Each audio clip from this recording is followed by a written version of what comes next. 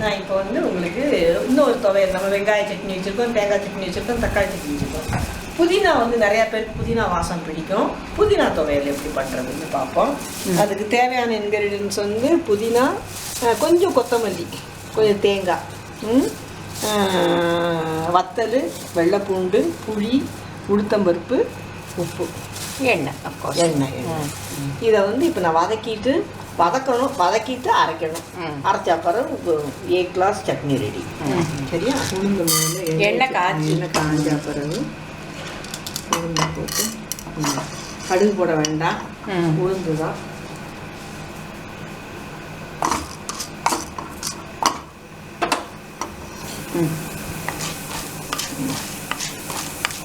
நல்லா சிவந்ததும்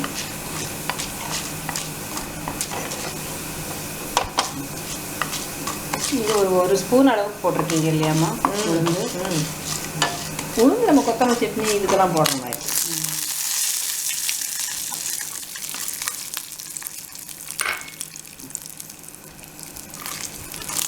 சில சமயம் புதினாவை வந்து பிரியாணிக்கு வாங்கிட்டு சொன்னோம்னா அவன் நிறைய கொடுத்தா தான், நிறையா வாங்கினா தான் கொடுத்தேன் அப்படின்னா கடைக்காரன்.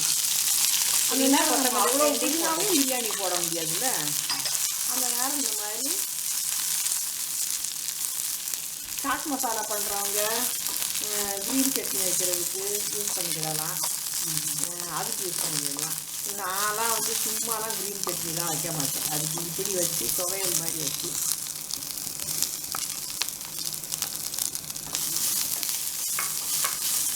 கொஞ்சம் தேங்காய் போட்டோம்னா,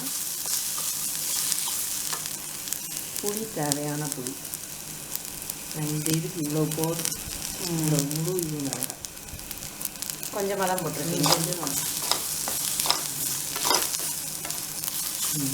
இதோட இப்போ உப்பு போட்டிருக்கீங்க. போட்டு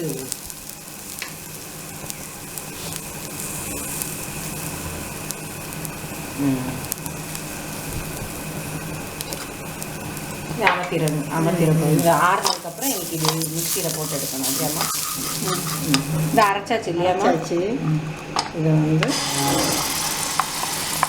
நீங்கள் அப்படியே துவையலாகவும் சாப்பிடலாம், எண்ணெயில் தாளிக்காமல். எண்ணெயில் தாளித்தா இது ஒரு டேஸ்ட்டு, தாளிக்கலைன்னா தண்ணியில் தேங்காய் துவையல் மாதிரி சாப்பிடலாம்.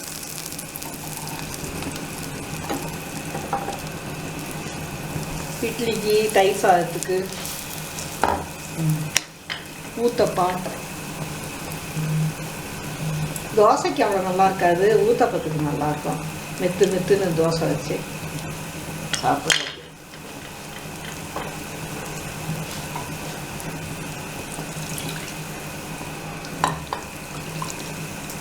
நான் ஆண்டி இந்த மாதிரி கொஞ்சம் மிக்சியில் இருந்தாலும் அதை விட மாட்டேன், தண்ணி ஊற்றி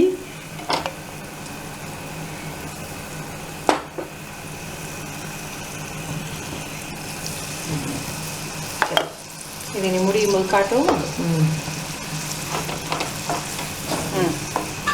நல்லா சூப்பர் புதினா சட்னி ரெடி. இட்லி, ஊத்தப்பம், தயிர் சாதம் இதுக்கு நல்லாயிருக்கும், சூப்பராக இருக்கும். ஆனால் என்ஜாய் பண்ணுங்கள். புதினா ரொம்ப வாங்கிட்டோன்னு நீங்கள் கவலைப்படாதீங்க, இந்த மாதிரி சட்னி வச்சு சாப்பிடலாம். கொத்தமல்லி சட்னி மாதிரி இதுவுமே உங்களுக்கு ரொம்ப பிடிக்கும். சரியா?